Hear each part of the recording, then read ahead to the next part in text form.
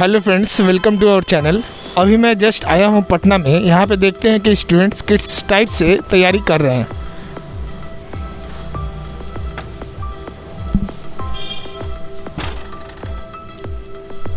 कैसे हैं आप?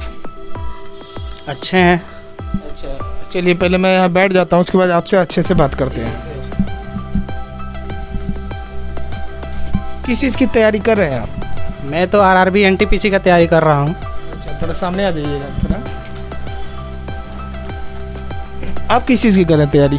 जी, हम लोग एक ही साथ रहते हैं। आरआरबी एनटीपीसी की तैयारी मतलब साथ में करते हैं हम लोग। मतलब यहाँ पे कब से आए? मतलब पटना में कब से रह रहे हैं? पटना में आए हुए हम लोग को 6 महीना हो गया। 6 महीने से पटना में रह रहे हैं। अच्छा, स्पेशली एनटीपीसी के लिए कर रहे हैं? स्पेशल तो अभी एनटीपीसी का ही है तैयारी।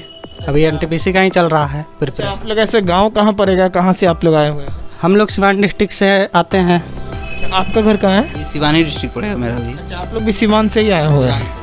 अच्छा, तो कुछ अपने बारे में बताइए पहले, सबसे पहले कि अपने बारे में तो मैं बस यही बताना चाहता हूँ कि मैं एक बहुत नॉर्मल फैमिली से बिलोंग करता हूँ। और अच्छा, आप अपना डेली शेड्यूल बताइए कि किस टाइप से, क्या माने टाइमिंग क्या है आपका? जी, हम सुबह में 6 बजे उठ जाते हैं। उसके बाद से हम लोग तैयार वार होते हैं, आधा घंटा लगता है। उसके बाद से लाइब्रेरी जाते हैं। वहाँ पे माहौल मतलब अच्छा रहता है, इसकी वजह से हम लोग अच्छा तैयारी होता है। अच्छा, लगभग एक दिन में मतलब कितने आवर्स पढ़ लेते हैं उस हिसाब से? 7 से 8 घंटा मिनिमम। मिनिमम 7 to 8 आवर्स पढ़ लेते हैं। हाँ, 7 से 8 घंटा। अच्छा, आपका अपना थोड़ा बताइएगा। मैं भी सुबह 6 बजे उठता हूँ, आधा घंटा तैयारी होने में लगता है। उसके बाद मैं सुबह में लाइब्रेरी जाता हूँ। तो लाइब्रेरी मैं सुबह में कम से कम 6 घंटा रहता हूँ लाइब्रेरी में। फिर आता हूँ, फिर दोबारा जाता हूँ लाइब्रेरी। मतलब मिनिमम एक दिन का मेरा टाइमिंग है 10 आवर्स पढ़ने का। लगभग आप 10 घंटा एक दिन में पढ़ लेते हैं केवल? अच्छा, रेलवे एनटीपीसी के लिए केवल? हाँ, रेलवे एनटीपीसी के लिए केवल 10 घंटा काफ़ी है। 10 घंटा पढ़ते हैं, उसमें संतुष्टि मिल जाता है। अच्छा, तो सुबह में जो बोल रहे हैं कि जाते हैं, तो सुबह में उठते हैं तो फिर नाश्ता वास्ता के लिए कहाँ पे, मतलब मेस है या फिर खुद से बनाते हैं? हम लोग तो खुद से बनाते हैं खाना। तो सुबह में तो ऐसे बिस्किट खा के चले जाते हैं, और जब दोपहर में आते हैं तो खुद से खाना बनाते हैं, फिर खाते हैं, फिर आराम से करते हैं थोड़ा देर, फिर शाम में लाइब्रेरी जाते हैं।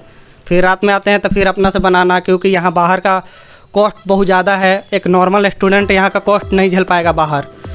तो अपने से जो यहाँ रह रहा है तो अपने से जो मैनेज करेगा, अपने से बनाएगा। थोड़ा सा टाइम लगेगा, लेकिन उसका कम खर्चा में यहाँ रह के तैयारी कर लेगा परिपूर्ण रूप से। अच्छा, और कोचिंग के लिए आप लोग कोचिंग नहीं जाते क्या यहाँ से? नहीं, कोचिंग तो मतलब हम लोग सोचे लाइब्रेरी से ही अच्छा होता है। ऑनलाइन ही सारा सुविधा हो गया है, तो फिर ऑनलाइन सस्ता भी पड़ता है। एक नॉर्मल फैमिली के लिए वहीं अच्छा रहता है। तो फिर आप पटना में रह रहे हैं, इस हिसाब से आप कोचिंग भी नहीं जा रहे हैं, पटना में रह रहे हैं, तो इससे नहीं तो गांव से, हम लोग गांव से बिलोंग करते हैं, तो फिर गांव में नेट का भी सुविधा थोड़ा सा प्रॉब्लम होता है। तो यहाँ सुविधा लाइब्रेरी में एक ही चीज़ का सुविधा होता है कि वहाँ हम लोग को मिल जाता है, मतलब नेट, इंटरनेट, वाईफाई की सुविधा है वहाँ। तो वाईफाई से हम लोग अपना रेगुलर क्लास करते हैं, ऑनलाइन वाला। और ये कोचिंग में जाने से क्या होता है कि मतलब टाइम भी बर्बाद होगा। हम लोग मतलब लाइब्रेरी में बैठ के हम लोग संतुष्ट हो पाते हैं कि मतलब कोई भी ऑनलाइन कोचिंग लेके वहाँ से हम लोग संतुष्ट हो जाते हैं कि मतलब ये अच्छा पढ़ा रहा है, हमको टाइम बर्बाद नहीं हो रहा है। अच्छा, तो जो लोग कोचिंग के लिए आना चाहते हैं मतलब पटना में, उसके लिए क्या बोलना चाहते हैं? जो एकदम नॉर्मल स्टूडेंट है, जिसको अभी आइडिया नहीं है किसी चीज़ के बारे में कि कैसे क्या करना चाहिए, तैयारी में क्या है, जो मतलब जिसको कुछ पता नहीं है, तो वो थोड़ा कोचिंग लेके मतलब उसको थोड़ा मिल जाएगा गाइडलाइंस कि क्या करना है, कैसे तैयारी करना है। एक मतलब गाइडलाइन मिल जाएगा कोचिंग के थ्रू। और सेल्फ स्टडी करने से ये है कि एक आत्मविश्वास आता है। सेल्फ स्टडी वही कर सकता है जिसको कुछ चीज़ें पहले से पता है। अब तो ऑनलाइन का इतना क्रेज हो गया है, इतना मतलब ऑनलाइन हो गया है, समय का बचत हो रहा है। और प्लस में यहाँ लाइब्रेरी में इतना अच्छा सुविधा है कि सारे लड़के पढ़ते हुए नज़र आते हैं, कोई डिस्टर्ब नहीं है, कोई बाहरी आवाज़ नहीं आता है। तो वहाँ अच्छा माहौल है, सब लोग पढ़ने वाले हैं। तो यहाँ पे लाइब्रेरी का बहुत अच्छा माहौल है पटना में ना, मेनली लाइब्रेरी का बहुत अच्छा माहौल है। सब लोग पढ़ने वाले उसमें आते हैं।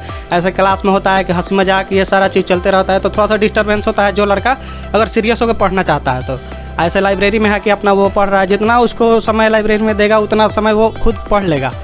जितना वो समय लाइब्रेरी में बैठता है उतना समय तक अपना पूरा पढ़ लेगा, उसमें कोई डिस्टर्ब नहीं होगा उसको। ऑनलाइन तो इतना अच्छा चल रहा है, सारा ऑनलाइन प्लेटफॉर्म है, तो उसमें बहुत अच्छा चीज़ है। अच्छा, मंथली आप लोग का यहाँ पे कितना खर्चा हो जाता है कम से कम? जी मिनिमम 5,000 तो हो ही जाता है, रूम रेंट लेके खाना पीना सब जो भी हो 5,000 हो जाता है। मैंने कोई अगर यहाँ पे पटना आना चाहता है तो फिर कितना करीब लग जाएगा खर्चा?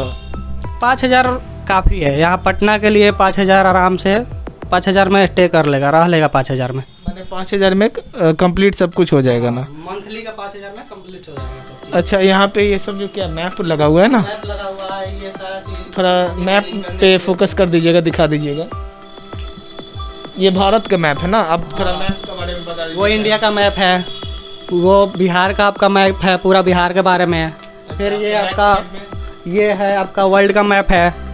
मैप लगाने से यही फ़ायदा होता है कि जो चीज़ हम सोच रहे हैं कि हाँ ये कहाँ है या वहाँ से यहाँ जाने का क्या व्यवस्था है नहीं है, वो तुरंत मैप में पता चल जाता है। इमेजिन कर पाते हैं कि हाँ ये राज्य कहाँ है या ये देश कहाँ है, इससे ये देश किधर पड़ेगा, ये सारी चीज़ जियोग्राफिकल जितना नॉलेज है उसमें मिल जाता है मैप में, इसलिए अच्छा है। मैप लगाने से माइंड पे बना रहता है कि ये कहाँ, इमेजिन कर पाते हैं एक चीज़ मैप लगाने से और साटने से। ये जैसे प्रेडिक्टेबल हो गया, प्रेडिक्टेबल मान लिया हम कुछ भूल जाते हैं, किसी चीज़ का भी एटॉमिक नंबर हुआ, एटॉमिक मास हुआ, कुछ भूल जाते हैं तो वहाँ से देख लेते हैं।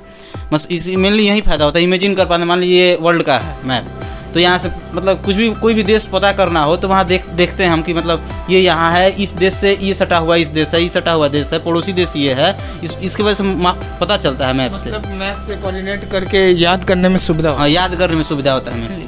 अच्छा, तो आप लोग से लास्ट यही पूछना चाहते हैं, जो लोग पटना से मतलब दूर हैं वो लोग आना चाहते हैं तो वो लोग के लिए क्या बोलना चाहते हैं? मतलब कुछ संदेश देना चाहते हैं कि वो लोग पटना आए तो मतलब क्या सोच के आए, या फिर यहाँ आना बेटर होगा या क्या होगा? हाँ, यहाँ आना तो एकदम बेटर है, क्योंकि गांव में उस टाइप का माहौल नहीं मिल पाता है। अगर कोई इंसान अगर चाहता है आगे बढ़ोतरी करना, मतलब आगे कुछ करना लाइफ में, तो कहीं हटना पड़ेगा, कहीं जाना पड़ेगा, उस माहौल में जाना पड़ेगा कि मतलब कि वहाँ उसको सारा चीज़ मिले कि कैसे क्या करना है आगे। गांव में उतना अच्छा माहौल नहीं मिल पाता है। अब पटना में है कि एक दूसरे को देख के कि हाँ ऐसे हो रहा है, ऐसे पढ़ रहा है, यहाँ हर एक दिन जब रिजल्ट आता है तो लड़के यहाँ से सक्सेस होकर निकलते हैं, तो एक आत्मविश्वास बनता है कि हाँ यहाँ कुछ अच्छा है, अच्छा कर सकते हैं। यहाँ नॉर्मल लोग भी आके स्टडी कर सकते हैं, यहाँ कोई ज़्यादा कॉस्ट नहीं पड़ता है, तो पटना एक अच्छा विकल्प है। ये ठीक है, बहुत अच्छा लगा आपसे बात करके कि आप इतना अपना सजेशन दिए।